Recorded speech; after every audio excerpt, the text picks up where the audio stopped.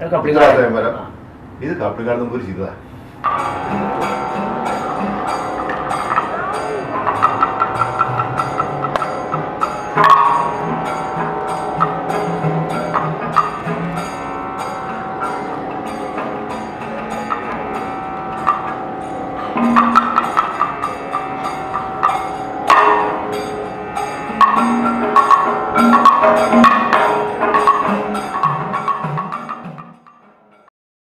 Dubai ഉത്സവം പോലുള്ള വേദികളുടെ പ്രസക്തി ആസ്വാദകന്റെ കാഴ്ചപ്പാട് അത് പ്രസക്തമാണോ എന്ന് ചോദിച്ചാൽ രണ്ട് തരത്തിലാണ്. നാട്ടിൽ ലഭിക്കുന്നതിൽ കൂടുതൽ കാമ്പുള്ള ആസ്വാദകരെ ഈ വിദേശ വേദിയിൽ നമുക്ക് കാണാൻ കഴിയുന്നു എന്നത് അത്ഭുതമുണ്ടാക്കുന്ന ഒരു ഭാഗത്ത്. അതൊരു പക്ഷേ നാട്ടിൽ കാണുന്നതിനേക്കാൾ കൂടുതൽ താല്പര്യം ഒരു ഗൃഹാതുരത അവരെ സഹായിക്കുന്നുണ്ടാവാം. അപ്പോൾ കേരളത്തിൻ്റെ അന്തരീക്ഷത്തിൽ ജീവിക്കുന്ന ഒരു അനുഭവം നൽകാൻ ഈ ഉത്സവത്തിന് സാധിക്കുന്നുണ്ടാവാം. അതാവാം ഒരു പക്ഷേ ഈ അത്ഭുതകരമായ ആവേശത്തിൻ്റെ അടിസ്ഥാനം. ഇതിന് സമാന്തരമായി തന്നെ വളരെയേറെ ശാസ്ത്രീയത ഉള്ള അല്ലെങ്കിൽ അവഗാഹമുള്ള കളരി പാഠങ്ങളുള്ള നിഷ്കർഷകളുള്ള സങ്കേതബദ്ധങ്ങളായ കഥകളിയുടെ അംശങ്ങൾ ശ്രദ്ധാപൂർവം മനസ്സിലാക്കാൻ വേണ്ടി ശ്രമിക്കുകയും നിരീക്ഷിക്കുകയും ചെയ്യുന്ന ഇവിടുത്തെ അരങ്ങനുഭവം പ്രേക്ഷകരെ പോലെ തന്നെ കഥകളി പ്രയോക്താക്കൾക്കും അത്രയേറെ ബലപ്പെട്ടതാകും എന്നാണ് എനിക്ക് തോന്നുന്നത്.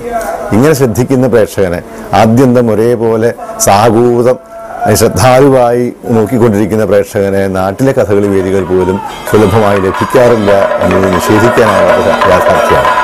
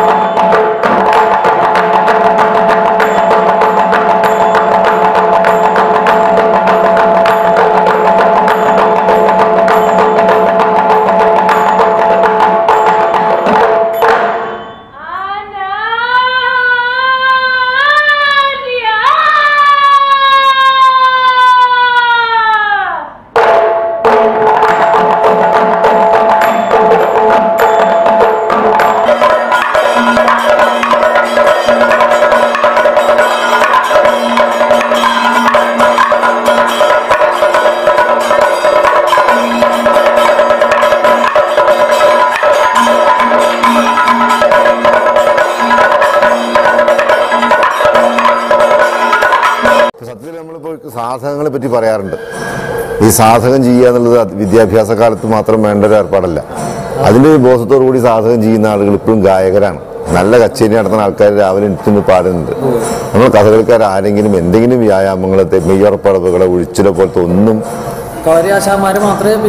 കളരിയിൽ പഠിക്കുന്ന വിദ്യാർത്ഥികൾക്ക് തരമാവുന്ന അധ്യാപകർക്ക് വേണ്ടി ഒഴിച്ചിലൊന്നും കിട്ടാറില്ല. വേണമെന്ന് ആഗ്രഹിക്കുന്ന അപൂർവം ചിലർ സ്വന്തമായി സംഘടിപ്പിച്ച് ചിലത് ചെയ്യുന്നുണ്ട്. അത് അപൂർവം തന്നെയാണ്. വിദ്യാഭ്യാസ കാലം കഴിഞ്ഞാൽ ഈ ശരീരത്തിന്റെ ശേഷി സൂക്ഷിക്കാൻ വേണ്ടിയോ ഈ സാധകത്തിന്റെ ആ ശുദ്ധി അതേപോലെ പരിരക്ഷിക്കാൻ വേണ്ടിയുള്ള വ്യായാമങ്ങളാവട്ടെ പരിശീലനങ്ങളാവട്ടെ തുടരുന്നില്ല. കലയെ ആരും സ്നേഹിക്കുന്നുമില്ല, കലയ്ക്ക് പാട്രണേജ് ഇല്ല. അപ്പം ഇങ്ങനെയൊക്കെ സാഹചര്യത്തിലാണ്.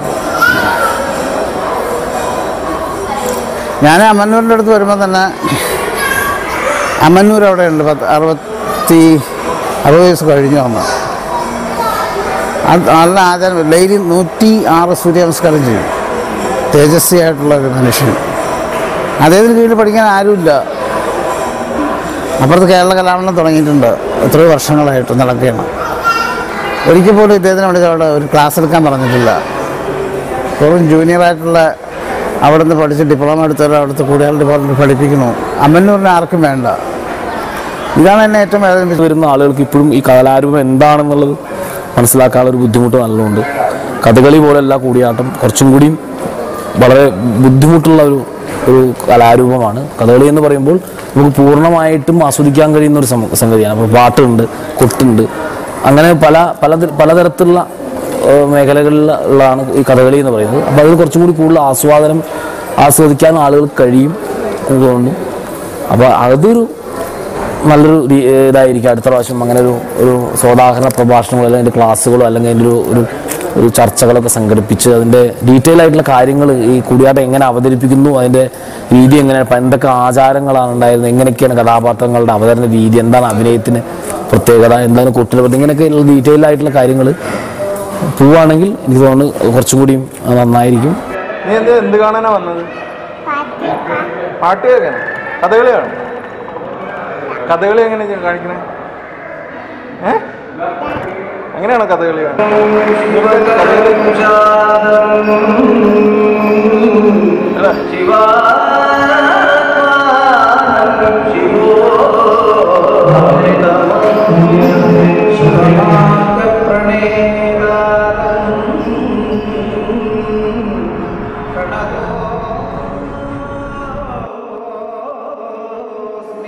സദാ